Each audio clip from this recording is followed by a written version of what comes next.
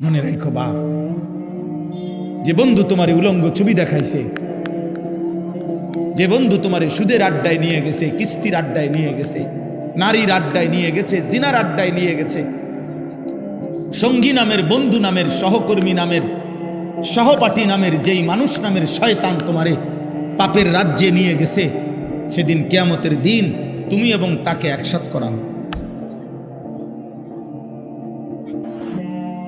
এবং শুধু সেই দুইজন না, বরং আল্লাহকে বাদ দিয়ে যাকে ডাকতো তাকেও। আপনি দুনিয়া উপার্জন করেন, কোনো অসুবিধা নাই, রিজিক তো হারাম না, উপার্জন তো হারাম না। চাকরি, ব্যবসা, কৃষি, ক্ষেত খামার আয় উপার্জনের বৈধ মাধ্যম, এটা তো হারাম না। কিন্তু আল্লাহ ভুলেন কেন? আখিরাত ভুললেন কেন? নামাজ ভুললেন কেন? এক ওয়াক্ত সেজদা দিতে পারলেন না কেন? 60 বছরে, 40 বছরে, 30 বছরে এমন মালিকের কোরআন, এই চোখ যার দেওয়া, তার চোখে তার কালাম দেখে দেখেও পড়তে পারেন না কেন? যার জবান, তার দেওয়া জবানে তার কালাম উচ্চারণ করতে পারেন না কেন? বলেন কেন পারেন না? বলেন এই আফসোসের কি জবাব দিবেন? এই আফসোসের কি জবাব? কিয়ামতের দিন আল্লাহ এই পাপী এবং পাপীর দোসর একসাথ করে এদেরকে বলবেন, ওয়াকিফুহুম ইন্নাহুম মাসউলুন।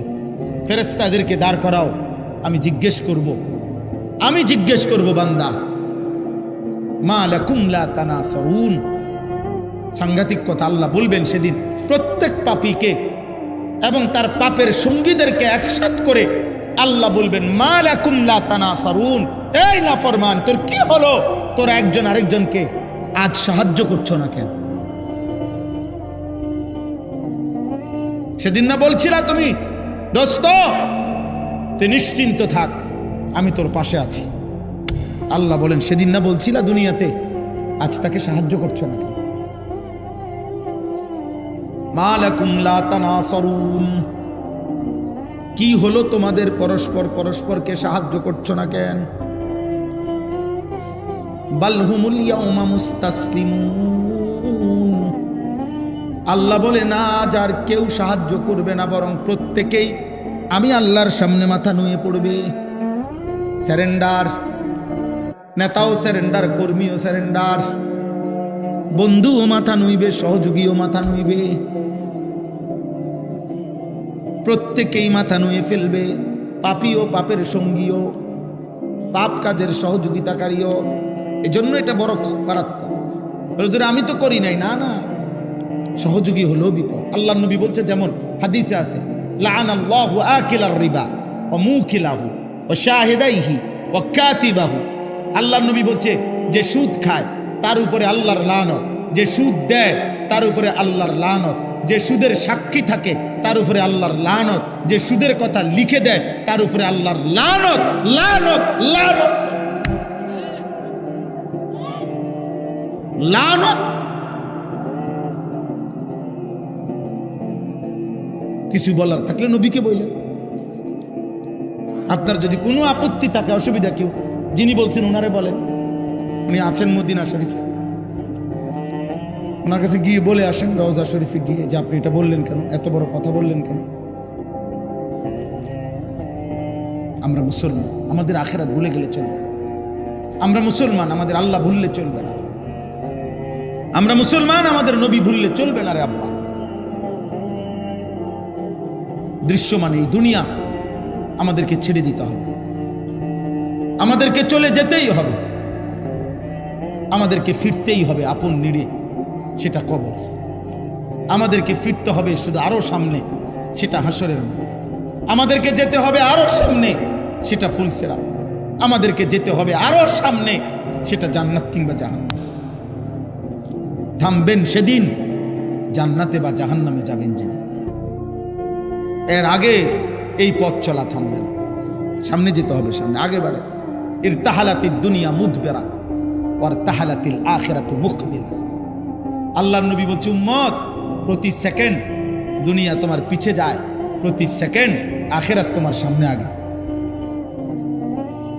এই জন্য আপনাকে ইচ্ছাই হোক অনিচ্ছাই হোক, ছোট ভাই বড় ভাই, জওয়ান কিশোর বয়স্ক বাবা, আমি আপনি পর্দার আড়ালের মা, আমাদের প্রত্যেককেই ইচ্ছাই হোক অনিচ্ছাই হোক আগে বাড়তে হবে, সামনে যাইতে হবে, সামনে।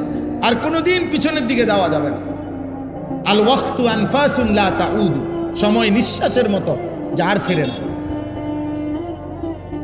আর ফিরে না।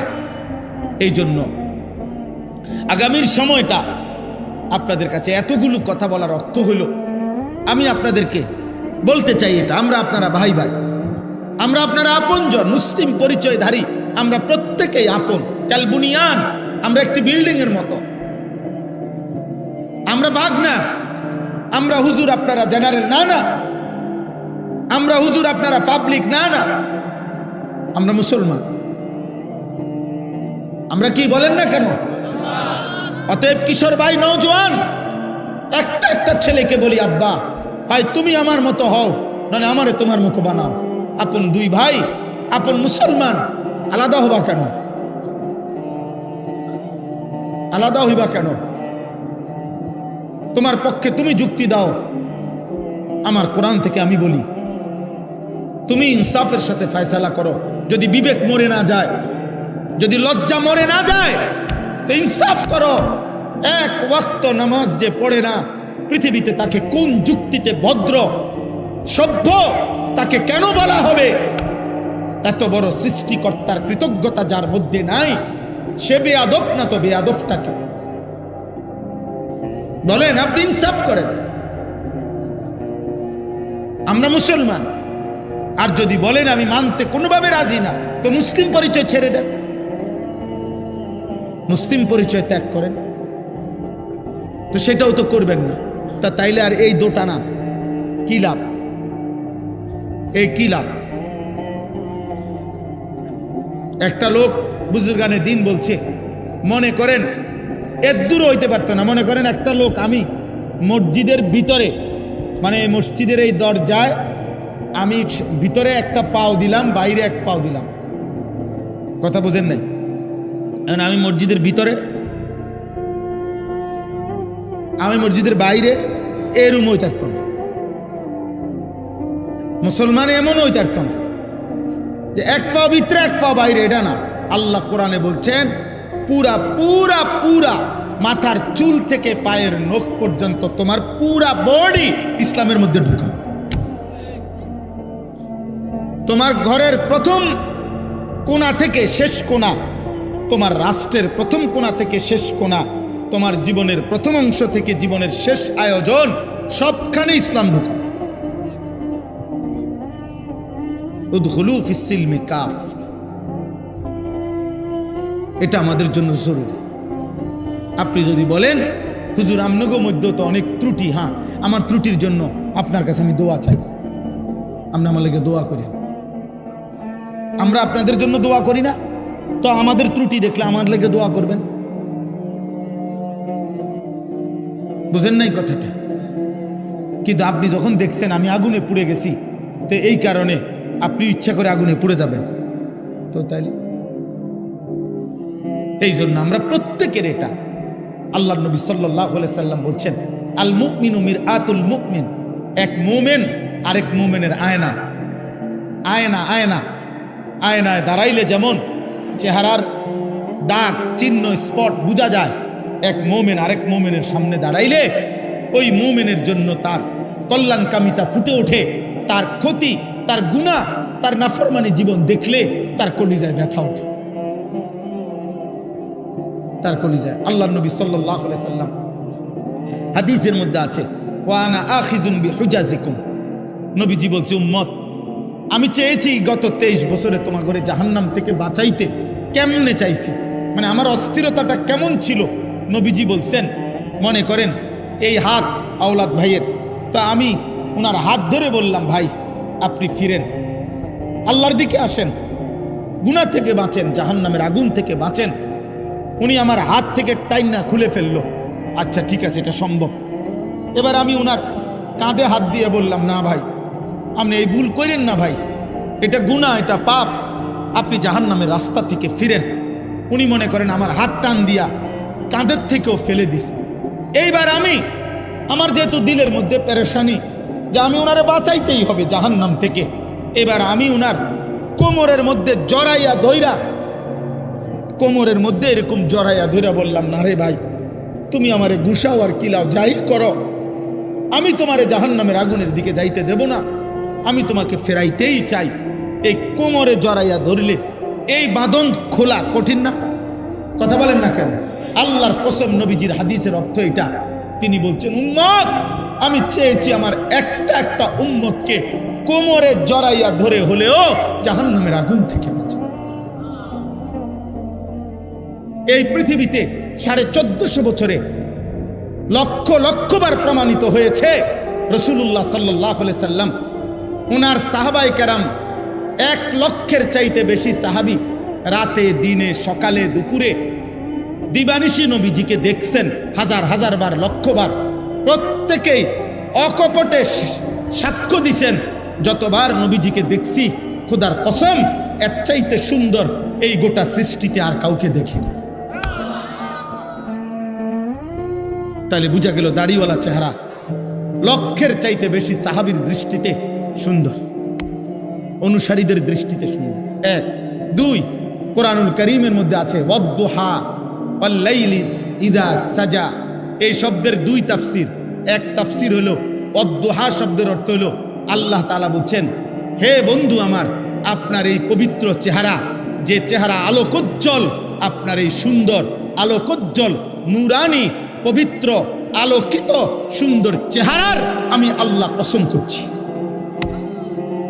রাসূলুল্লাহ সাল্লাল্লাহু আলাইহি ওয়াসাল্লামের চেহারা মুবারকের কসম আল্লাহ করছেন। তাইলে আল্লাহর কাছে এই চেহারা যদি সুন্দর না হয়, তাহলে তিনি কসম করছেন কেন? আর নবী সাল্লাল্লাহু আলাইহি ওয়াসাল্লামের চেহারা মুবারক দাড়িওয়ালা ছিল না দাড়িবিহীন? খালাস। আপনারটা আপনি ওই দেখেন, ওই আপনারা দেখেন, ওনার পিছনে 3 জন মুরব্বী বসা। দেখেন দেখেন ভাই, তোমার পিছনে দেখো, তুমি ঠ্যাঙ্গালগি দিয়ে দাঁড়াও, মোবাইলে কষ্ট হইতেছে তো তোমার ছবি উঠাইতে, পায়ের উপরে ভর দিয়া ছবি উঠাইতেছে। তুমি একটা বাঁশ আনো, খাড় করাও। না না, লজ্জা না দিলে হবে না। কেন? আমি সুন্দরভাবে নিষেধ করছিলাম না? কথা বলেন না কেন? আমি কি মহব্বতের সাথে বলছিলাম কি না? বল। তাহলে বলে না হুজুর, আমি আপনার কথা মানতাম না, তো চলে গেলে ভালো। আমি তো শুরুতেই বলছি, আমি ব্যক্তিগতভাবে কোনো প্রার্থী না, আমি আগের থেকে এই তবিয়তের মানুষ। আমি দিল থেকে বলতেছি, বিশ্বাস করেন, আমি বিশ্বাস করি আমার জনসমর্থন দিয়ে আমি করবো কি? আমি তো ভোটে দাঁড়াইছি না, আমি কোনো মার্কার পক্ষে কোনো প্রচারণাও করি না, কোনো সময় না, কোনো সময় না। কোনো মার্কার পক্ষে আপনি আমার প্রচারণা পাবেন না, আমি করি না, আমি এটি বুঝি না। একজনের সব বুঝতে হবে এটা জরুরিও না। তাহলে আমি এত জনসমর্থন তো দরকার নাই আমার। আমি বিশ্বাস করি একজন মানুষকেও আল্লাহর কথা বললে সওয়াব হয়। হয় একজনকে আল্লাহর কথা বললে সওয়াব হয়নি, তো আমার সওয়াব দরকার, আমার নেকি দরকার। আমি সংখ্যা দিয়ে করবো কি? আমার অনেক সময় অনেকে বলে না আমগো মানুষ হুজুর, আরে হ্যাঁ হুজুর ওয়াজ তো করেন আপনারা, হেদায়েত হয় কয়জন? না না, আমার গোনার দায়িত্ব না তো, না এটা আমার দায়িত্ব দেয় নাই, গোনা আমাদের দায়িত্ব। আমি যদি আমগুড়ি গনি, তো এই ডাইন কাঁধে বাম কাঁধে ফেরস্তা ডাকো কি কাম? অমা তো উনা করে রাখলো কেন? হ্যাঁ, তো উনারা না গুনবো, হিসাব করবো কারা? এরা। তো গুণা আমার দায়িত্ব নেই, আমার দায়িত্ব মেহনত, আমার দায়িত্ব বলে যাও। এরপরে দ্বিতীয়ত, আল্লাহর নবীকে আল্লাহ বলছে, বন্ধু আমনের পিছনের দিকে তাকাবার দরকার নাই, আপনি শুধু বলতে থাকেন, চেষ্টা করতে থাকেন, দাওয়াত দিতে থাকেন। হেদায়েত দেব কাকে? ফায়সালা সম্পূর্ণভাবে একক আমি আল্লাহর হাতে। আমি যদি ঈমান দেই, কেউ ফিরাইতে পারবে না। আমি যদি না দেই, বন্ধু আপনি বন্ধু বললেও দেব না। আরে নবী বলার পরও দেয় না ঈমান। যুবক তুমি জানো না বেটা, মুসলমানের বাচ্চা তুমি জানো না তোরে আল্লাহ যে মুসলমানের পরিচয় দিছে, তুই জানো না বেটা তোরে আল্লাহ কত বড় নিয়ামত দিছে। কার গাদ্দারি করো অনটের পাও না তো। মনে করছে এমনি বাতে তো খাও, আর কিটা নারী দেখো, ছবি দেখো, উলঙ্গ নর্তকী দেখো, নাটক দেখো, সিনেমা দেখো, দুনিয়া ভোগ করো। হ্যাঁ, চুলের ফ্যাশন করছ, হায় হায়, রাতের পর রাত পার করে দিচ্ছ গুনায় গুনায়। ইমান ফিরাই দিলা, ইসলাম ফিরাইয়া দিলা। আরশের মেহমানদারি, আরশে আজিমে আল্লাহ বলছে, বন্ধু 23 বছরে আমি আপনার কাছে অসংখ্য বিধান আগে দিয়েছি, সামনে দেব, কিন্তু মালিক আমি একটা হুকুম শুধু বন্ধু আমি বড় যত্ন করে রেখে দিয়েছি। নিয়ত করছি আমি আল্লাহ, আমি ইচ্ছা করেছি জিব্রাইল না, মিকাইল না, কারো মাধ্যমে না, আপনাকে আরশ আজিমে এনে 5 ওয়াক্ত নামাজের এই হাদিয়া আমি আল্লাহ আপনার হাতে তুলে দিলাম। তুমি জানো না আব্বা, নামাজ কত বড় নিয়ামত। কখনো মাসআলা উল্লেখ করছে, কখনো উপমা দৃষ্টান্ত উল্লেখ করছে, কিন্তু মূল মাকসাদ বান্দার ভিতরে যেন আল্লাহর প্রতি ঈমান, রাসূলের কথার প্রতি ঈমান, আখিরাতের প্রতি ঈমান যেন মজবুত হয়। এই জন্য বারংবার বলছে, ইয়া আইয়ুহাল্লাযীনা আমানু, এই কথাইটা হে ঈমানদারগণ কোরআনুল কারীমের মধ্যে 89 বার আছে। এতবার কেন? 89 বার আছে। আল্লাহ তাআলা চেয়েছেন প্রত্যেকবারে হে ঈমানদারগণ, হে আমার প্রিয় বান্দাগণ। এটা বলার দ্বারা আমাদেরকে আল্লাহ তাআলা আন্তরিকতাপূর্ণ মহব্বতের শব্দ দিয়ে বুঝাইতে চাইছে, বান্দা তুমি আমার প্রিয়, তুমি ঈমানদার, অতএব তুমি আমার কথার প্রতি মনোযোগী হও। 89 বার আমি তোমাকে এক শব্দে ডেকেছি, তুমি আমার কথা প্রত্যাখ্যান করো। আকিমুস সালাহ, এই নামাজের কথা 82 বারের চাইতেও বেশি আল্লাহ তাআলা উল্লেখ করছে এক কথাই। এতবার কেন বললেন? যেন আল্লাহ বলতে চাচ্ছেন, বান্দা তবুও আমি চাই বারবার বলে তুমি যেন সেজদা করো। আদম আলাইহিস সালাম এবং ইবলিস এর ঘটনা, যে সেজদা করতে বলছে, অন্যান্য ফেরেশতাগণ সেজদা করছে, কিন্তু ইবলিস সেজদা করে নাই। এই সেজদা না দেওয়ার কারণে ইবলিস চিরবিতাড়িত হয়েছে। এই কথাইটা কোরআন শরীফে 10 বার আছে। এই ঘটনাটা একই কথা 10 বার আছে। ফাবিআইয়ি আলাኢ রাব্বিকুমা তুকাদ্দিবান, এই কথাইটা কোরআনুল কারীমে এক সূরার মধ্যে বারবার আছে, বারবার আছে। ওয়াইলুন ইয়াওমাইদিন লিল মুকাদ্দিবিন, এই কথাইটা কোরআনুল কারীমে যে মিথ্যাবাদীদের জন্য সেদিন জাহান্নাম, এই কথাইটা কোরআনুল কারীমের এক সূরার মধ্যে 10 বারের চাইতেও বেশি আছে। বারবার বলছে, ঘুরায় ঘুরায়, বারবার বারবার। অতএব প্রিয় ভাই, নওজোয়ান, বাবা, পর্দার আড়ালের মা বোন, প্রত্যেকের কাছে এটা বোঝা উচিত যে আমার মালিক আমার কাছে মালিক হয়েও, সৃষ্টিকর্তা হয়েও, সব খাওয়াইয়া, সব পরাইয়া, সব দিয়েও তিনি আমার কাছে বারবার বলেছেন, অথচ তিনি একবার বললেই সেটা আদেশ। এবং এত বড় মালিকের একবার শুধু ইশারা দিল, এমন মালিকের নারাজ করা, অসন্তুষ্ট করা বিবেকবান হিসাবে উচিত না। উচিত যে আমার প্রতি এত বেশি দয়া করেন, অনুগ্রহ করেন, 24 ঘন্টা এমন মুনিবের অকৃতজ্ঞ, এমন মুনিবের প্রতি এত বড় সৃষ্টি দিয়ে যিনি আমাকে লালন পালন করছেন, তার কথাকে প্রতিনিয়ত প্রত্যাখ্যান করা, তার চাইতে নিকৃষ্ট বেয়াদব আর কেউ হয় না।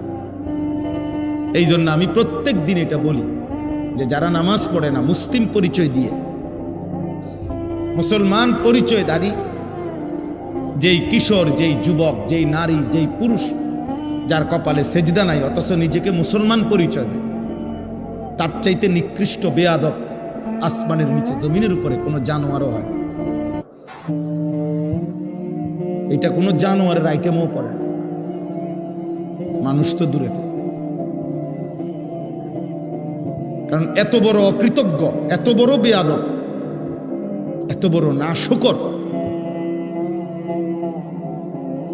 যে এত কিছু দিয়ে 24 ঘন্টা যিনি তাকে লালন পালন করছেন সে তাকে একটি সেজদাও দেয় না। এ মানুষের কোনো প্রকারে আইটেমের মধ্যে ওরে জানোয়ারও ঘৃণা করে। এই জন্য কোনো কোনো বুজুর্গানে দিন বলে বেনামাজিকে কুত্তাও ঘৃণা করে, বেনামাজিকে শুকরও ঘৃণা করে।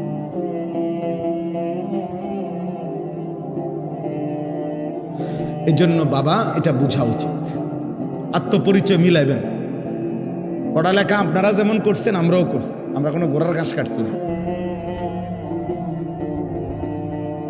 আপনারা যারা স্কুল কলেজে পড়ছেন আমরাও পড়ালেখাই করছি, আমরা সিরাসা পাইছি না।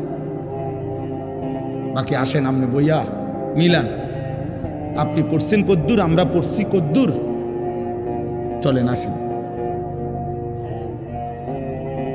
16 বছর আপনি পড়ালেখা করে মালিক চিনলেন না, কি গোড়ার ঘাস কাটলেন। 16 বছর জ্ঞান অর্জন করেও বুঝলেন না যে সৃষ্টিকর্তাকে সেজদা দেওয়া উচিত। আমি তো 6 বছর বয়সে মক্তবে থাকতেই বুঝছি আল্লাহকে সেজদা দেওয়া উচিত।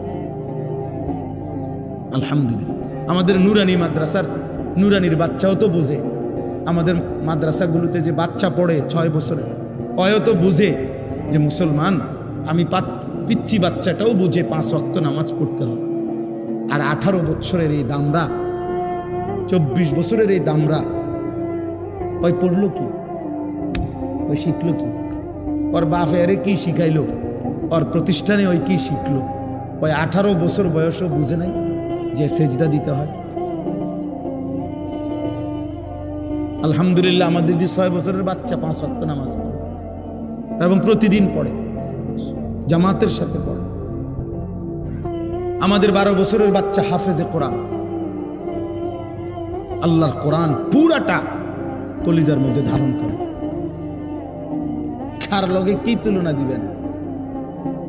জেনারেল শিক্ষিত কোন লোক কোরআন সুন্নাহ যারা পড়ে তাদের সমমর্যাদার ধারে কাছেও তো আসার সুযোগ নেই, কোন সুযোগে না। যদি বলেন টাকা বেশি রোজগার করে, না, জেনারেল শিক্ষিত লোক টাকা বেশি রোজগার করে না। টাকা আল্লাহ নির্দিষ্ট ব্যক্তিকে, আল্লাহর বন্টন, কাউকে আল্লাহ সম্পদ বেশি দেয়, কাউকে আল্লাহ সম্পদ কম। এটা জেনারেল ও জেনারেল লইয়া কথা।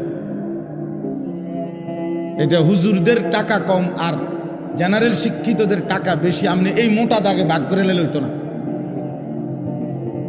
বুঝেন না এমনি কথাটা? এইভাবে ভাগ করে লেলে হবে না। তাইলে এই দেশে, সারা বাংলাদেশে যারা ভিক্ষা করে এরা হুজুর, তো এরা ভিক্ষা করে কেন? কথা বলেন না কেন? এই দেশে জেনারেল শিক্ষিত হাজারো লোক, লক্ষ লোকের চাইতে এমন অগণিত লাখ লাখ আলেম আছে যাদের আয় অনেক বেশি, অনেক বেশি। তাহলে এই ব্যবধান কেন? তাহলে আপনি এটা মোটা দাগে ভাগ করলে তো হইতো না। আপনি কোন যুক্তিতে ভাগ করবেন? বাংলাদেশে এখনো অশিক্ষিত বেকার তার চাইতে শিক্ষিত বেকার বেশি, একদম এটা হিসাব করা কথা। সার্টিফিকেটধারী বেকার বেশি, সার্টিফিকেটধারী চাকরি খুঁজতে খুঁজতে শেষ পর্যন্ত মেয়াদ থাকে না, বয়স থাকে না, এবারে আবার কয় যে আন্দোলন করে আরো 2 বছর বাড়াও, 3 বছর বাড়াও। অথচ উপার্জনই মাকসাদ যদি হয় তাহলে অসংখ্য অশিক্ষিত মানুষ বিপুল পরিমাণ সম্পদ দুনিয়া উপার্জন করছে। এই জন্য ভাই, বন্ধু, ছেলেরা, বাবা, বোঝাপড়া করা উচিত। কেউ কাউকে বোকা ভাবার সুযোগ নেই। আপনারাও আম করে না, আমরাও আমনে করে না। কারণ আলহামদুলিল্লাহ স্কুলে পড়েন আর মাদ্রাসায় পড়ি, ভাত খাইয়েই বড় হয়েছি আমরা, সিরা খাইয়া না। আমনে যে দূর পৃথিবী চিনেন এদূর আমরাও চিনি। আপনারা যেটারে টাইলস বলেন, আমরা মাদ্রাসার হুজুর ওইটারে টাইলস মাড়ি কই না। তাহলে দুনিয়া এটা বোঝাপড়া করা উচিত। শিক্ষার যদি আলাদা কোনো মূল্য থাকে, জ্ঞানের যদি আলাদা কোনো মূল্য থাকে, যে জ্ঞান শুধু খাওয়ার জন্য নয়, জ্ঞান শুধু ভোগ করার জন্য নয়, জ্ঞান শুধু উপার্জনের জন্য নয়, অন্য কিছু, তো সেই অন্য কিছুটা কি? সেই অন্য কিছুটা কি? যে জ্ঞান তোমাকে খোদার 365 দিনে একদিনও ফজরের নামাজ জাগাইল না, চিনাইল না, ভোরের আলো তোমারে কোনোদিন দেখলো না, তুমি কি জ্ঞান অর্জন করো? বলো না ভাই। আপনি বা কি শিখাইলেন? ছেলেটাই বা কি শিখল? মেয়েটাই বা কি শিখল? এই জন্য আলহামদুলিল্লাহ হিসাব মিলাবেন। জেনারেল পড়ালেখা আমরাও পড়ছি, আপনারাও পড়েন, আমরাও পড়ছি আলহামদুলিল্লাহ। আমিও কুমিল্লা ভিক্টোরিয়া কলেজ থেকে মাস্টার্স পাস করছি, বিজ্ঞান বিভাগ থেকে এসএসসি পাস করছি, সায়েন্স থেকে দাখিল। কাজেই বুঝাপড়া আছে আমার, বুঝা শুনেই কইতেছি, বুঝাপড়া নিয়েই কইলাম। আপনি কোনো মাদ্রাসাকে এতিমখানা ভাববেন না। মাদ্রাসা এতিমখানা না, মাদ্রাসা এতিম বাচ্চা পড়ে। মাদ্রাসা এতিমের আশ্রয়স্থল, এটা এতিমখানা না। মাদ্রাসা মুসাফির খানা না, মাদ্রাসা কায়নাতের সর্বশ্রেষ্ঠ শিক্ষা যেটা কোরআন এবং সুন্নাহ, ওইটা পড়ার ঘর। যেই কোনো যুক্তিকে, পৃথিবীর যেই কোনো যুক্তিকে আজ পর্যন্ত কোন বিবেকবান কোরআন সুন্নাহর সামনে, পৃথিবীর কোন বেঈমান, কোন কাফের, কোন মুশরিক, কোন ইহুদি, কোন খ্রিস্টান, কোন নাস্তিক, কোন মুরতাদ, কেউ আল্লাহর কোরআনের বিপরীতে পৃথিবীর কোন শিক্ষাকে, পড়াকে 1 সেকেন্ডের জন্য উপরে উঠাইতে পারে নাই।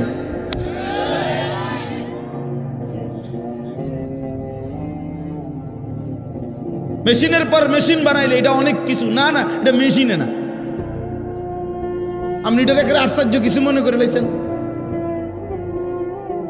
এটা মেশিনে না। তো মেশিনে কে আশ্চর্য কি? এটা দ্রুত চলে, তো কি চলে? দ্রুত চলে, বুঝেন না? এটা তো প্রযুক্তির আধুনিকতা। মানে কি? এটা তো অনেক কিছু কি আছে। মনে করেন এটা এখন 3G ছিল, ওটা 4G হয়েছে, তো কি হয়েছে? 4G এখন 5G হয়েছে, মানে আর একটু গতি বাড়ছে। আর তো এতে কি হয়েছে? আশ্চর্য হয়ে গেল অনেক কিছু আল্লাহর কোরআনের সামনে, রাসূলুল্লাহ সাল্লাল্লাহু আলাইহি সাল্লামের হাদিসের সামনে। বুঝেন নাই কথাটা? চিকিৎসার আধুনিক সংস্করণ আসছে, মনে করেন মেশিনের আধুনিক সংস্করণ আসছে, এখন আরো খুব দ্রুত রোগ নির্ণয় হয়। তো কি হয়েছে এতে? এটা রোগ না নির্ণয়? পেট ব্যথা, মাথা ব্যথা ঠিক করে, এটা এই তো এটা নির্ণয় করে। এটা কোরআনের সামনে বড় হয়ে গেল কেমন? বলেন বলেন। এই জন্য একটা একটা বাবা ভাই বুঝতে হবে, এটা মুসলমান হীনমন্যতায় ভুগলে এটা বড় কাপুরুষতা, দুর্ভাগ্য। বেঈমান অব্যাহত প্রচারণা দিয়ে 190 বছরের লাগাতার ব্রিটিশ এই ইংরেজ লাল বেনিয়ারা বণিকের ছদ্মাবরণে, ব্যবসার ছদ্মাবরণে এসে যখন আমাদের এই উপমহাদেশে রাষ্ট্র ক্ষমতা দখল করেছে, ইস্ট ইন্ডিয়া কোম্পানির ছদ্মনামে 190 বছর আমাদের উপরে যখন জুলুম করেছে, এই জালেমরা 190 বছরে আমাদেরকে একটা দৃশ্যমান, আমাদের মুসলমানের মধ্যে একটা দৃশ্যমান দেওয়াল উঠাই দিয়ে গেছে। সেটা হলো আমরা একদল হয়ে গেলাম হুজুর, আরেক দল হয়ে গেলাম জেনারেল শিক্ষিত। আমরা মেনে নিছি যে মুসলমানের মধ্যে 2 গ্রুপ হইতে পারে, এক গ্রুপের কোরআন শরীফ শুদ্ধ হবে, আরেক গ্রুপের অশুদ্ধ হইলেও চলবে। এক গ্রুপ আল্লাহর কোরআন পড়তে পারবে, আরেক গ্রুপ না হইলেও চলবে। এক গ্রুপ আল্লাহ বিল্লাহ করবে, ওযু নামাজ সূরা কেরাত হালাল হারাম পাক নাফাক এগুলা ঠিক রাখবে। আরেক গ্রুপ জেনারেল শিক্ষার সুবাদে এগুলো ঠিক না রাখলেও চলবে। এই যে দেওয়াল, এই যে বিভেদ, আল্লাহর কসম রাসূলুল্লাহ সাল্লাল্লাহু আলাইহি সাল্লাম 1450 বছর আগে ইসলাম এই বিভেদ করে নাই। ইসলামের সবক তো ছিল মুসলিম যে পরিচয় দেয় শতভাগ 100 জন আল্লাহর কোরআন পড়তে পারবে, রসুলের হাদিস পড়তে পারবে, কোরআন সুন্নাহ মতে জীবন চালাবে, এটা প্রত্যেকের জন্যই আবশ্যক ছিল, এটাই ছিল নিয়ম। কিন্তু বেঈমান মাঝখান দিয়ে আমাদের 2 ভাগ করে দিছে। আজ আপনারা বলেন আমরা হুজুর, আর আমরা বলি আমনগরে জেনারেল শিক্ষিত, মানে আমরা 2 ভাগ হয়ে গেলাম। অথচ এই 2 ভাগ হওয়ার কথা ছিল না। মুসলমান সে তার আল্লাহর কোরআনও পড়বে, সে দুনিয়ার প্রয়োজনও শিখবে।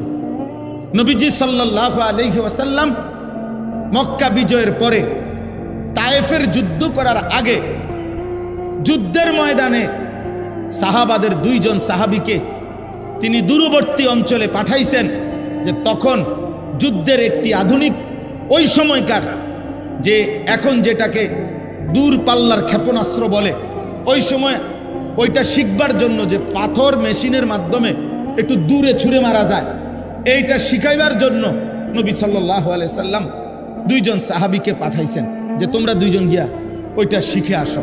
তাহলে এই যে 2 জন সাহাবী এই দূর পাল্লার এই ক্ষেপণাস্ত্র শিখতে গেছে, ওনারা কোরআন শরীফ শুদ্ধ পড়তে পারতেন না। কথা বলেন না কেন? ওনারা 5 ওয়াক্ত নামাজ পড়তেন না। তাইলে রাসূলুল্লাহ সাল্লাল্লাহু আলাইহি সাল্লাম বলছেন উতলুবুর রিজকা মিন খাজায়াল আরদ, জমিনের তলদেশ থেকে, জমিনের নিচে তোমাদের রিজিক আছে, তোমরা সেটা তালাশ করো, খুঁজো, বের করো। তাহলে এই যে খনিজ সম্পদ আহরণ, এটার জন্য নবী আদেশ করছেন। তাহলে নবীজি আদেশ করছেন যাদেরকে যে মাটির তলদেশ থেকে তোমরা রিজিক অন্বেষণ করো, এই কথার অর্থ হইল তোমরা যারা খনিজ সম্পদ আহরণ করবে তোমাদের নামাজ পড়তে হবে না, তোমাদের কোরআন শরীফ অশুদ্ধ হইলেও চলবে। তাইলে আপনারা এটা ভাবলেন কেমনে যে আপনি স্কুলে পড়লে কোরআন শরীফ অশুদ্ধ হইলে চলবে? আপনারা এটা মেনে নিলেন কেন? যুবক ভাই, তোমরা এটা মেনে নিলা কেন? তোমার বিবেককে তুমি প্রশ্ন করো। স্কুলে পড়া তো অপরাধ কেউ বলে নাই। বাংলা, অঙ্ক, ইংরেজি, পদার্থ, জীববিজ্ঞান অপরাধ তো কেউ বলে নাই, পাপ তো বলে নাই কেউ, গুনাহ বলে নাই। কিন্তু মালিক ভুললা কেন? 2 রাকাত নামাজ সুন্দরভাবে পড়তে পারো না কেন? ওযুর ফরজ, গোসলের ফরজ সুন্নাত মোতাবেক করতে পারো না কেন? আত্তাহিয়াতু, দুরূদ শরীফ, দোয়ায়ে মাসুরা, দোয়ায়ে কুনুত হুজুরদের মতো শুদ্ধ করতে পারবে না কেন? বাবার মৃত্যুতে, মায়ের মৃত্যুতে, আপনজনের মৃত্যুতে জানাজার দোয়া আল্লাহুম্মা গফির লি হাইয়িনা ওয়া মাইয়িতিনা, এই দোয়া পড়তে পারবেন না কেন? এই দোয়ার যেই ফজিলত, আল্লাহর কসম সারা পৃথিবীর 1 কোটি মৌলবী, কাবা শরীফের ইমাম, মসজিদে নববীর ইমাম, সবাই যদি দাঁড়াইয়া আলগা মুনাজাত করে, এরকম 1 কোটি হুজুরে মুনাজাত করা, তার চাইতে আমার রসুলের জবান দিয়া মৃত ব্যক্তির জন্য যে দোয়াটা উচ্চারিত হয়েছে, এইটার দাম কোটি কোটি গুণ বেশি উঠতে বেটা। কারণ এটা নবীজি পড়ছে, আল্লাহুম্মা গফির লি হাইয়িনা ওয়া মাইয়িতিনা ওয়া শাহিদিনা ওয়া গায়িবিনা, এটার দাম বেশি, এটার দাম বেশি। এর বিপরীতে কাবা শরীফের ইমাম সাহেব দোয়া করলো নিচে। বুঝেন নাই কথাটা? এই জন্য বললাম দোস্ত, আফসোসের বিষয় আজ আমরা দৃশ্যমান ভিন্ন হয়ে গেলাম। আজ তোমরা স্কুলের অগণিত ছেলে একটাবারও ভাবতেও শেখো না যে মুসলমান হিসাবে তোমার চুল রাসূলুল্লাহ সাল্লাল্লাহু আলাইহি ওয়াসাল্লামের মতো হওয়া উচিত না। তোমরাও মেনে নিছো, অভিভাবকরাও মেনে নিছে যে সে যেহেতু জেনারেলে পড়ে, অতএব তার চুল, চেহারা, তার লিবাস, পোশাকের মধ্যে ইসলাম অনুসরণ করার কোনো বাধ্যবাধকতা নাই, যেহেতু ছেলেটা স্কুলে পড়ে। আমরা এটা মেনে নিলাম কেন? আমরা এটা মেনে নিলাম কেন? মা বাবা মেনে নিছে, এই জন্য ওনারা প্রত্যেক দিন দেখে যে ছেলেটার চুল মুশরিকের মতো, বেঈমানের মতো। কোন ইহুদি খেলোয়াড়, কোন খ্রিস্টান খেলোয়াড়, কোন মুরতাদ, কোন ব্যভিচারী, প্রত্যেকটি এই বেটা ছেলে বেটা, প্রত্যেকটা খেলোয়াড় যেগুলো আন্তর্জাতিক নামের খেলোয়াড়, এই ইউরোপীয় বলেন আর যেখানকারে বলেন, যারা আমাদের তোমাদের যুবকদের কাছে অনুসরণীয় খেলোয়াড় মনে করো, যারা প্রত্যেকটা যতবার ক্যামেরার সামনে আসে, যতবার কোনো পুরস্কার হোক যেটাই হোক নিতে আসে, তুমি তাকাইলে দেখবা তার সাথে আরেকটা নারী, একটা মহিলা, একটা মেয়ে মহিলা আছে, ওইটাকে সে পরিচয় দিবে এটা তার গার্লফ্রেন্ড। তো জিনা যাদের কাছে বিবাহ বহির্ভূত এরকম মেলামেশা যাদের কাছে বৈধ, তারা এই পৃথিবীতে কোনো জানোয়ারের আদর্শ হইতে পারে না বেটা। মানুষ তো দূরে থাকবে, কোনো চতুষ্পদ জন্তুর মডেলও হইতে পারে না এটা।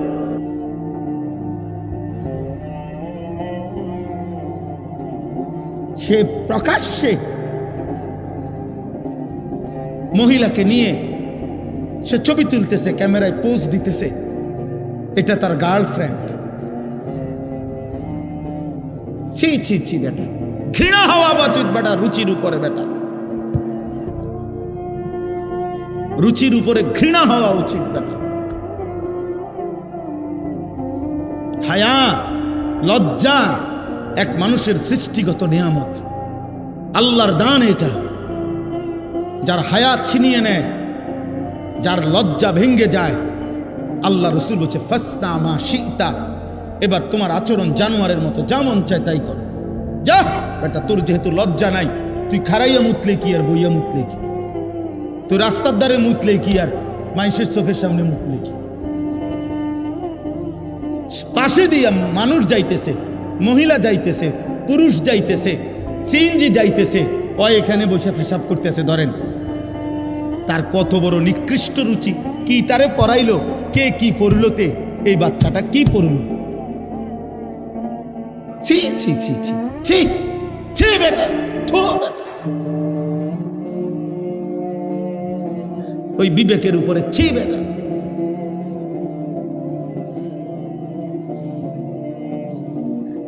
আফসোস বেটা, আফসোস। এই জন্য আমরা এটা মনে করাইলাম, আমি একজন বাবা অভিভাবক মনে করাইলাম, আরেকবার বুঝাপড়া করি। আপনারা কারো যদি বুঝার দরকার হয় বা আমগোর লগে তর্ক করতেও মন চায়, আপনি কইয়েন আমি আমু। কোন দিন তর্ক করবেন সেদিন আমু, ইনশাআল্লাহ ইনশাআল্লাহ। ইউরোপের পড়ার উপরে ভরসা করিলে শুধু মুসলমান হয়ে ওইটা এই সন্তানকে মনে রাখবেন ইকোনমিক্যাল অ্যানিমেল বানাবে, মানুষ বানাবে না। ইউরোপে বস্তুবাদের স্লোগান হলো ভোগ, উপভোগ, জীবন ভোগ করো। ইকোনমিক্যাল অ্যানিমেল, উপার্জনের জন্য নিজেকে গড়ে তোলো।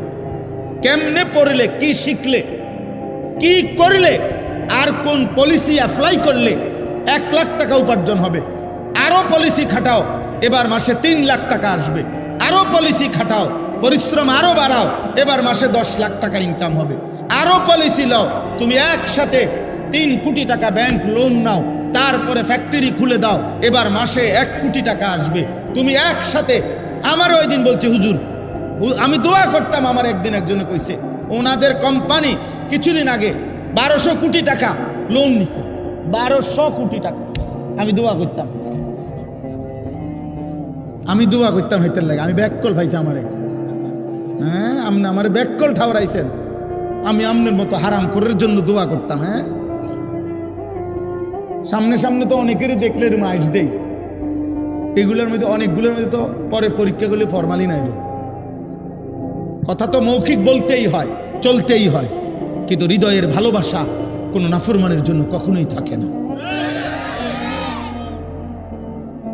আল্লাহ রাসূল সাল্লাল্লাহু আলাইহি সাল্লাম বলছে, লা তুসাহিব ইল্লা মুমিনান, মুমিন ছাড়া কাউকে বন্ধু বানায়ও না। ওয়ালা ইয়াকুল মালাকা ইল্লা তাকিয়ুন, মুত্তাকি ছাড়া কাউকে ভালোবেসে কিছু খাওয়াইও না। হাদিস নবীজি বলছে সাল্লাল্লাহু আলাইহি ওয়াসাল্লাম। এই জন্য আমি প্রত্যেকটা ছেলে পেলে, বাবা, ভাই, মা, বোন, আপনাদের কাছে এটা বুঝাইতে চাই, আমরা এটা ফিরে আসেন, আপনারা পড়েন, আপনারা ভাগ করে যে যেখানে পারেন পড়েন, কোনো সমস্যা নেই। কিন্তু আপনারা আরেকবার হিসাব দিলাম, আমরা মানুষ হব না কেন? আমরা আল্লাহ চিনব না কেন? আমরা রসুল চিনব না কেন? এক বিন্দু কোনো যুক্তি তো থাকতে হবে। কোরআন শরীফ না মানার পিছনে একজন মুসলিম পরিচয়ধারী অথচ আল্লাহর কোরআন মানে না, কারণটা কি? তার একটা বাস্তব যুক্তিসঙ্গত কোনো কারণ তো দর্শাইতে হবে। আপনি এটা কোন,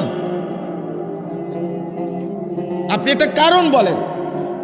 আপনি যে মুসলমান, রাসূলুল্লাহ সাল্লাল্লাহু আলাইহি সাল্লামের সুন্নাত ত্যাগ করলেন কেন? এটার একটা বাহ্যিক কারণ বলেন। দাড়ি কাটার উপরে একজন ভদ্রলোক একটি কারণ দর্শান।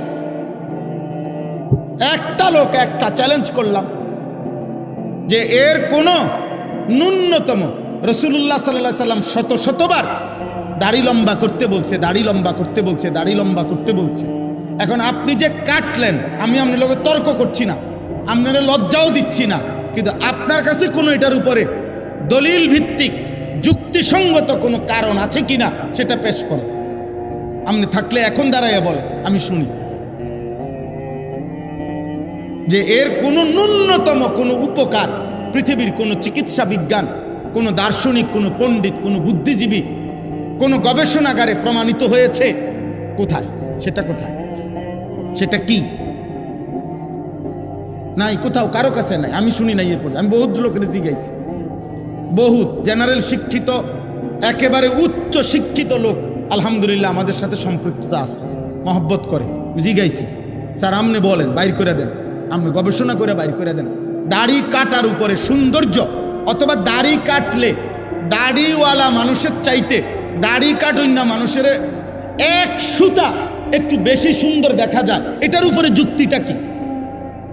এটার উপরে একটা অথেন্টিক কথা বলেন যে এটা কোন যুক্তিতে বোঝা গেল যে হুজুর এই আলোকে প্রমাণিত হয়েছে যে দাড়িওয়ালার চাইতে দাড়িবিহীন মানুষের সৌন্দর্য বেশি ফুটে ওঠে। এটা কি? সেটা যুক্তিটা কি বলেন? কিন্তু দাড়িওয়ালা সুন্দর দাড়িবিহীন মানুষের চাইতে, এ কথার উপরে আমি দলিল দিতে পারব। আপনারটার উপরে আপনি দেন, আমি দিমুকি লেগে, আপনারটা আপনি বাইর করেন, আমারটা আমি কম। এই পৃথিবীতে 1450 বছরে লক্ষ লক্ষবার প্রমাণিত হয়েছে রাসূলুল্লাহ সাল্লাল্লাহু আলাইহি সাল্লাম, ওনার সাহাবায়ে কেরাম 1 লক্ষের চাইতে বেশি সাহাবী রাতে, দিনে, সকালে, দুপুরে, দিবানিশি নবীজিকে দেখছেন হাজার হাজার বার, লক্ষবার। প্রত্যেকেই অকপটে সাক্ষ্য দিছেন, যতবার নবীজিকে দেখছি খোদার কসম এর চাইতে সুন্দর এই গোটা সৃষ্টিতে আর কাউকে দেখিনি। তাহলে বুঝা গেল দাড়িওয়ালা চেহারা লক্ষের চাইতে বেশি সাহাবীর দৃষ্টিতে সুন্দর, অনুসারীদের দৃষ্টিতে সুন্দর। 1 2 কোরআনুল কারীমের মধ্যে আছে ওয়াদ-দুহা ওয়াল-লাইলি ইযা সাজা। এই শব্দের 2 তাফসীর। এক তাফসীর হলো ওয়াদ-দুহা শব্দের অর্থ হলো আল্লাহ তাআলা বলছেন, হে বন্ধু আমার, আপনার এই পবিত্র চেহারা, যে চেহারা আলোকোজ্জ্বল, আপনার এই সুন্দর আলোকোজ্জ্বল নূরানি পবিত্র আলোকিত সুন্দর চেহারার আমি আল্লাহ কসম করছি।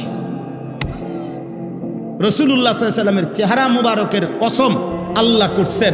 তাইলে আল্লাহর কাছে এই চেহারা যদি সুন্দর না হয় তাহলে তিনি কসম করছেন কেন? আর নবী সাল্লাল্লাহু আলাইহি সাল্লামের চেহারা মুবারক দাড়িওয়ালা ছিল না দাড়িবিহীন? খালাস। আপনি ওই দেখেন, ওই আপনারা দেখেন, ওনার পিছনে 3 জন মুরব্বী বসা। দেখেন দেখেন ভাই, তোমার পিছনে দেখো, তুমি ঠ্যাঙালগি দিয়ে দাঁড়াও, মোবাইলে কষ্ট হইতেছে তো তোমার ছবি উঠাইতে, পায়ের উপরে ভর দিয়া ছবি উঠাইতেছে। তুমি একটা বাঁশ আনো, খাড় করাও। না না, লজ্জা না দিলে হবে না। কেন? আমি সুন্দরভাবে নিষেধ করছিলাম না? কথা বলেন না কেন? আমি কি মহব্বতের সাথে বলছিলাম কি না? বলে তাহলে বলে না হুজুর আমি আপনার কথা মানতাম না, তো চলে গেলে ভালো। আমি তো শুরুতেই বলছি আমি ব্যক্তিগতভাবে কোনো প্রার্থী না, আমি আগের থেকে এই তবিয়তের মানুষ। আমি দিল থেকে বলতেছি, বিশ্বাস করেন, আমি বিশ্বাস করি আমার জনসমর্থন দিয়ে আমি করবো কি? আমি তো ভোটে দাঁড়াইছি না, আমি কোনো মার্কার পক্ষে কোনো প্রচারণাও করি না, কোনো সময় না, কোনো সময় না, কোনো মার্কার পক্ষে আপনি আমার প্রচারণা পাবেন না। আমি করি না, আমি এটি বুঝি না। একজনের সব বুঝতে হবে এটা জরুরিও না। তাহলে আমি এত জনসমর্থন তো দরকার নেই আমার। আমি বিশ্বাস করি একজন মানুষকেও আল্লাহর কথা বললে সওয়াব হয়। হয় একজনকে আল্লাহর কথা বললে সওয়াব হয়নি, তো আমার সওয়াব দরকার, আমার নেকি দরকার। আমি সংখ্যা দিয়ে করবো কি? আমার অনেক সময় অনেকে বলে না আমগো মানুষ হুজুরারে, হ্যাঁ হুজুর ওয়াজ তো করেন আপনারা, হেদায়েত হয় কয়জন? না না, আমার গোনার দায়িত্ব না তো, না এটা আমার দায়িত্ব দেয় নাই, গুনাহ আমাদের দায়িত্ব। আমি যদি আমগুড়ি গনি তো এই ডাইন কাঁধে বাম কাঁধে ফেরেশতা ডাকো কি কাম? অমা তো উনা করে রাখলো কেন? হ্যাঁ তো উনারা না গুনবো, হিসাব করবো কারা? এরা। তো গুনাহ আমার দায়িত্ব নেই, আমার দায়িত্ব মেহনত, আমার দায়িত্ব বলে যাও। এরপরে দ্বিতীয়ত আল্লাহর নবীকে আল্লাহ বলছে বন্ধু আমনের পিছনের দিকে তাকাবার দরকার নেই, আপনি শুধু বলতে থাকেন, চেষ্টা করতে থাকেন, দাওয়াত দিতে থাকেন। হেদায়েত দেব কাকে? ফায়সালা সম্পূর্ণভাবে একক আমি আল্লাহর হাতে। আমি যদি ঈমান দেই কেউ ফিরাইতে পারবে না, আমি যদি না দেই বন্ধু, আপনি বন্ধু বললেও দেব না। আরে নবী বলার পরও দেয় না ঈমান।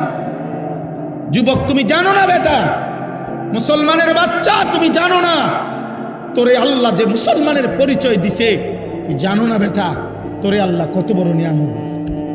কার গাদ্দারি করো অনটের পাও না তো, মনে করছে এমনি বাতে তো খাও। আর কিটা? নারী দেখো, ছবি দেখো, উলঙ্গ নর্তকী দেখো, নাটক দেখো, সিনেমা দেখো, দুনিয়া ভোগ করো। হ্যাঁ চুলের ফ্যাশন করছ, হায় হায় রাতের পর রাত পার করে দিচ্ছ গুনায় গুনায়। ঈমান ফিরাই দিলা, ইসলাম ফিরাইয়া দিলা।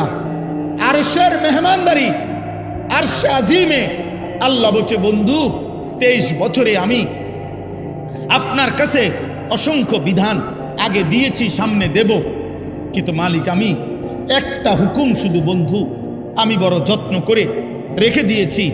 নিয়ত করছি আমি আল্লাহ, আমি ইচ্ছা করেছি জিব্রাইল না মিকাইল না কারো মাধ্যমে না, আপনাকে আরশ আজিমে এনে 5 ওয়াক্ত নামাজের এই হাদিয়া আমি আল্লাহ আপনার হাতে তুলে দিলাম। তুমি জানো না আব্বা নামাজ কত বড় নিয়ামত? জানো না একটা বন খাইতে গিয়ে হাবড়া নামাজ পড়ে না। আরে অপদার্থ কোথায় বন আর কোথায় নামাজ? কি এর লগে কি মিলাইলি বেটা? একটা সাদওয়ানের আড্ডার কারণে নামাজ পড়ল। আহা, বনরুডির আড্ডা আর মালিকের সেজদা কত ব্যবধান। একটা অটো চালায় আপনার নামাজের টাইম, আপনি বিমান চালালে কিনতেন। হ্যাঁ চা কদ্দুর বেছে, বনরুডি বেছে, 2 বিস্কুট বেছে, এবার নামাজের টাইম নেই। হায় রে গাদ্দার, দুনিয়া যদি তোরে আরো বেশি দিত মালিক তো কি করতি? ওহো আহা, আফসোস ব্যাপার, আফসোস।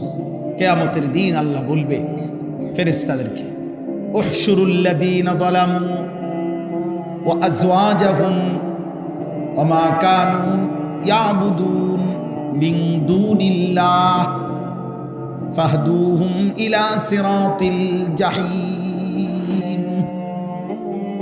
দোস্ত আমার বড় ভয়ঙ্কর কথা এটা আল্লাহ বলছে। কিয়ামতের দিন আল্লাহ ফেরেশতাদেরকে বলবে, ফেরেশতারা আমার প্রত্যেকটা নাফরমান বান্দাকে সামনে আন, আর প্রত্যেকটা পাপী বান্দার সাথে সে যার সঙ্গী হয়ে অথবা যাকে সঙ্গী বানিয়ে পাপ করেছে ওরেও আন। আর 3 নম্বরে আমি আল্লাহকে বাদ দিয়ে যখন যাকে ডাকছে তাকেও আন।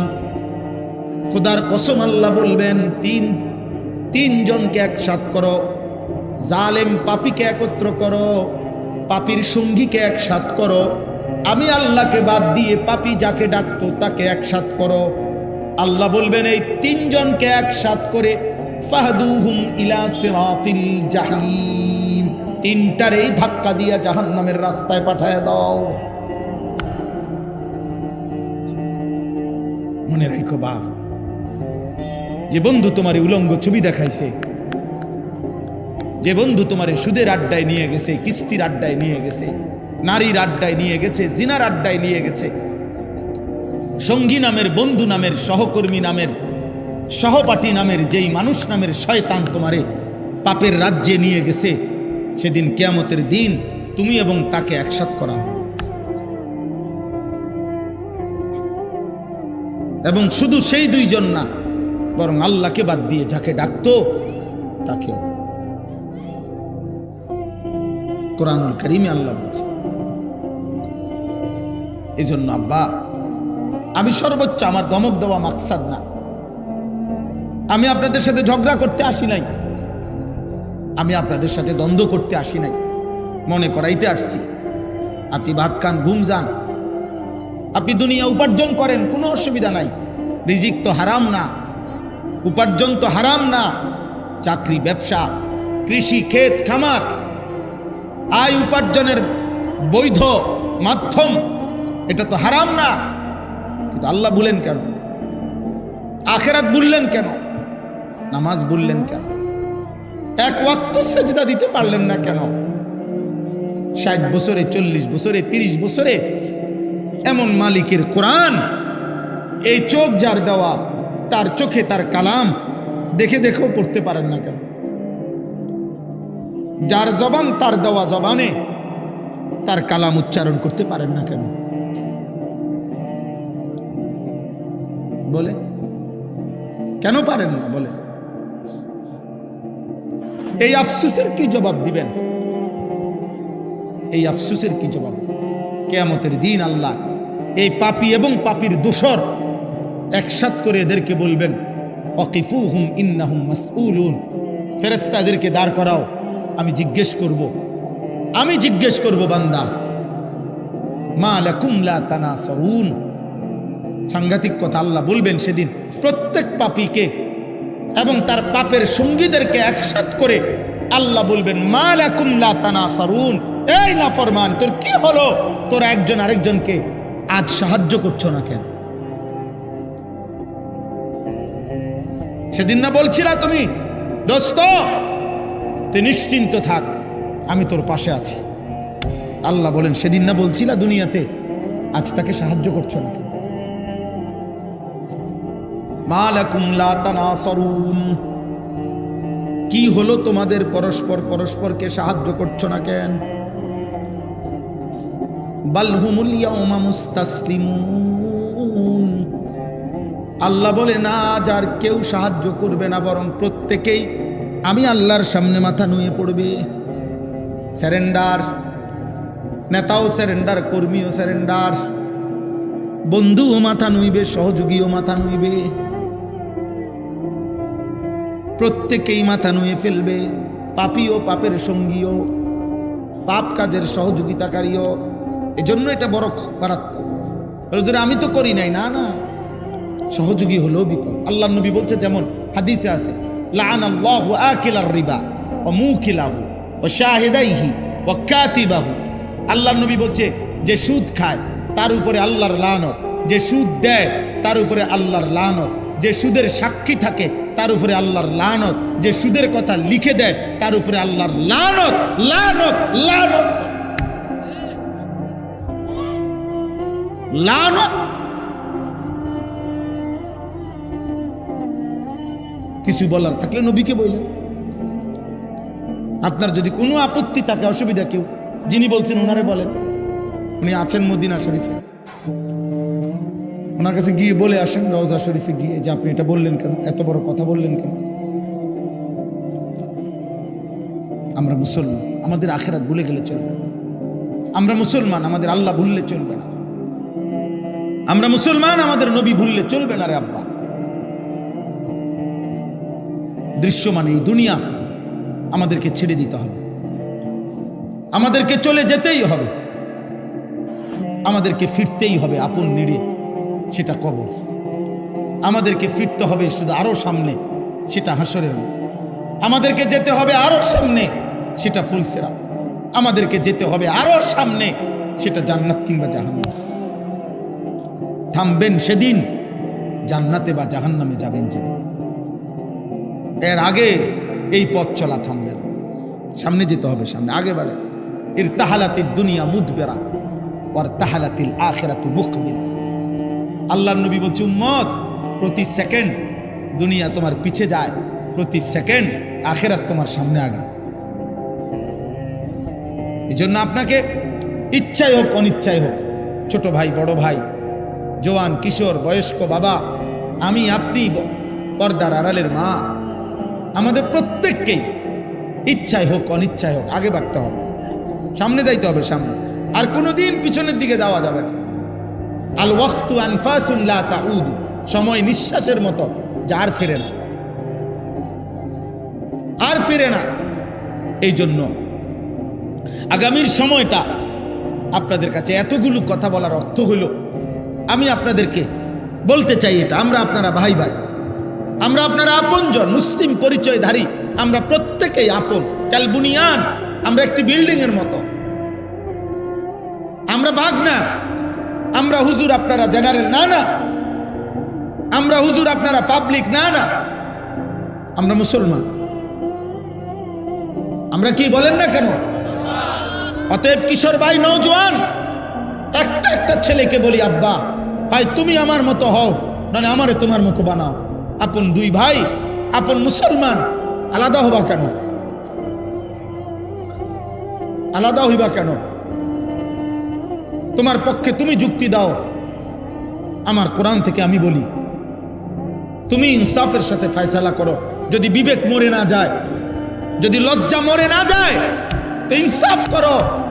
এক ওয়াক্ত নামাজ যে পড়ে না পৃথিবীতে, তাকে কোন যুক্তিতে ভদ্র সভ্য তাকে কেন বলা হবে? এত বড় সৃষ্টিকর্তার কৃতজ্ঞতা যার মধ্যে নাই, সে বেয়াদব না তো বেয়াদবটাকে বলেন? আপনি ইনসাফ করেন। আমরা মুসলমান, আর যদি বলেন আমি মানতে কোনোভাবে রাজি না, তো মুসলিম পরিচয় ছেড়ে দেন,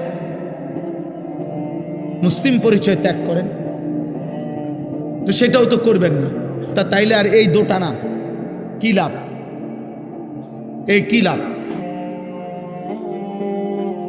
একটা লোক বুজুর্গানে দিন বলছে, মনে করেন এর দূর হইতে পারতো না। মনে করেন একটা লোক, আমি মসজিদের ভিতরে, মানে মসজিদের এই দরজায় আমি ভিতরে একটা পাও দিলাম, বাইরে এক পাও দিলাম, কথা বুঝেন নাই? আমি মসজিদের ভিতরে, আমি মসজিদের বাইরে, এরম হইতে পারত না। মুসলমান এমন হইতে পারত না যে এক পাও ভিতরে এক পাও বাইরে, এটা না। আল্লাহ কোরআনে বলছেন, পুরা পুরা পুরা মাথার চুল থেকে পায়ের নখ পর্যন্ত তোমার পুরা বডি ইসলামের মধ্যে ঢুকা। তোমার ঘরের প্রথম কোণা থেকে শেষ কোণা, তোমার রাষ্ট্রের প্রথম কোণা থেকে শেষ কোণা, তোমার জীবনের প্রথম অংশ থেকে জীবনের শেষ আয়োজন, সবখানে ইসলাম ঢুকা। উদখুলু ফিস সিলমি কাফ, এটা আমাদের জন্য জরুরি। আপনি যদি বলেন হুজুর আমনগো মধ্যে তো অনেক ত্রুটি, হ্যাঁ আমার ত্রুটির জন্য আপনার কাছে আমি দোয়া চাই, আপনি আমার লেগে দোয়া করেন। আমরা আপনাদের জন্য দোয়া করি না, তো আমাদের ত্রুটি দেখলে আমার লেগে দোয়া করবেন। বুঝেন নাই কথাটা? কিন্তু আপনি যখন দেখছেন আমি আগুনে পুড়ে গেছি, তো এই কারণে আপনি ইচ্ছা করে আগুনে পুড়ে যাবেন, তো তাইলে এই জন্য আমরা প্রত্যেকের এটা, আল্লাহ নবী সাল্লাল্লাহু আলাইহি সাল্লাম বলছেন, আল মুমিনু মিরআতুল মুমিন, এক মুমিন আরেক মুমিনের আয়না। আয়না আয়না আয়নায় দাঁড়াইলে যেমন চেহারার দাগ চিহ্ন স্পট বোঝা যায়, এক মুমিন আরেক মুমিনের সামনে দাঁড়াইলে ওই মুমিনের জন্য তার কল্যাণকামিতা ফুটে ওঠে, তার ক্ষতি, তার গুনাহ, তার নাফরমানি জীবন দেখলে তার কলিজায় ব্যথা ওঠে, তার কলিজায়। আল্লাহ নবী সাল্লাল্লাহু আলাইহি সাল্লাম হাদিসের মধ্যে আছে, ওয়া আনা আখিযুন বিহুজাজিকুম, নবীজি বলছে, উম্মত আমি চেয়েছি গত 23 বছরে তোমার ঘরে জাহান্নাম থেকে বাঁচাইতে। কেমনে চাইছি, মানে আমার অস্থিরতাটা কেমন ছিল? নবীজি বলছেন, মনে করেন এই হাত আওলাদ ভাইয়ের, তা আমি ওনার হাত ধরে বললাম, ভাই আপনি ফিরেন, আল্লাহর দিকে আসেন, গুনাহ থেকে বাঁচেন, জাহান্নামের আগুন থেকে বাঁচেন। উনি আমার হাত থেকে টাইনা খুলে ফেললো। আচ্ছা ঠিক আছে, এটা সম্ভব। এবার আমি ওনার কাঁধে হাত দিয়ে বললাম, না ভাই, আপনি এই ভুল করেন না ভাই, এটা গুনাহ, এটা পাপ, আপনি জাহান্নামের রাস্তা থেকে ফিরেন। উনি মনে করেন আমার হাত টান দিয়া কাঁধের থেকেও ফেলে দিছে। এইবার আমি, আমার যেহেতু দিলের মধ্যে পেরেশানি যে আমি ওনারে বাঁচাইতেই হবে জাহান্নাম থেকে, এবার আমি ওনার কোমরের মধ্যে জড়াইয়া ধইরা, কোমরের মধ্যে এরকম জড়াইয়া ধইরা বললাম, না রে ভাই, তুমি আমারে গুসাও আর কিলাও, যাই করো, আমি তোমারে জাহান্নামের আগুনের দিকে যাইতে দেব না, আমি তোমাকে ফেরাইতেই চাই। এই কোমরে জড়াইয়া ধরলে এই বাঁধন খোলা কঠিন না? কথা বলেন না কেন? আল্লাহর কসম, নবীজির হাদিসের অর্থ এটা। তিনি বলছেন, উম্মত, আমি চেয়েছি আমার একটা একটা উম্মতকে কোমরে জড়াইয়া ধরে হলেও জাহান্নামের আগুন থেকে বাঁচাতে।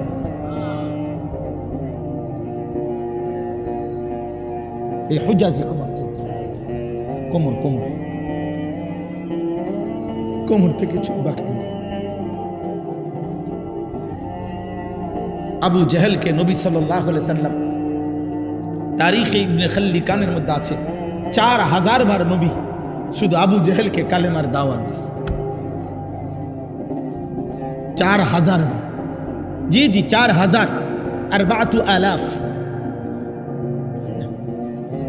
কি পরিমাণ চেষ্টা করছে। 950 বছর নূহ আলাইহিস সালাম মানুষকে জাহান্নাম থেকে ফিরাইতে চাইছে। 950 বছর, 950 বছরে হাজার হাজার বার, লক্ষ বার উনাকে পাথর মারা রক্তাক্ত করে বেহুশ কইরা, আমরা তাফসিরে পড়ছি, নূহ আলাইহিস সালামকে ধইরা কাফের গুলা ওনার বেহুশ শরীর, রক্ত মাখা শরীরটা নিয়ে ডাস্টবিনের ময়লার মধ্যে ফেলে দিয়ে আসতেন ছুঁড়ে। নূহ আলাইহিস সালাম হুঁশ আসলেই রক্ত মাখা চেহারা মুছেই নূহ আলাইহিস সালাম বলতেন, আল্লাহ, আমি আমার কওমের কাছে আবার যাব, আপনি মাফ করে দেন, আযাব দিয়েন না, আমি আবার। 950 বছর পরে আল্লাহ জানাইছে আর ইমানদার হবে না কেউ। কিন্তু যেদিন তুফান শুরু হয়েছে, নূহ আলাইহিস সালাম, এই কোরআনে আছে রে আব্বা, সূরা হুদের মধ্যে, সেই দিনও যেদিন আল্লাহ বলছে নূহ আর ইমানদার হবে না কেউ, আন্নাহু লা ইউমিনা ইল্লা মান কাদ আমানা, আর কেউ ঈমান আনবে না। কিন্তু নূহ আলাইহিস সালামের কলিজার ব্যথা, সেদিনও যেদিন তুফান শুরু হয়ে গেছে, ওয়াফারাত তান্নুর, চুলার থেকে পানি উঠে গেছে, চারিদিকে পানি শুরু হয়ে গেছে, আল্লাহর কসম সেদিনও নূহ আলাইহিস সালাম আসমানওয়ালা মালিকের কাছে বলছে, আল্লাহর সামনে বলছে, নিজের ছেলেটাকে কেনানকে ডাক দিয়া বলছে, আব্বা, আমি, হে আমার সন্তান, আজ 950 বছর আমি বলে গেছি রে বাপ, 950 বছরের এক পিতা আমি, ক্লান্ত শ্রান্ত, আমার মালিক বলে দিয়েছে আর ঈমান দিবে না, তবুও আমি শেষবারের মতো আর কোনোদিন বলবো না, আর কোনোদিন পৃথিবীতে কাউকে ডাকবো না রে আব্বা।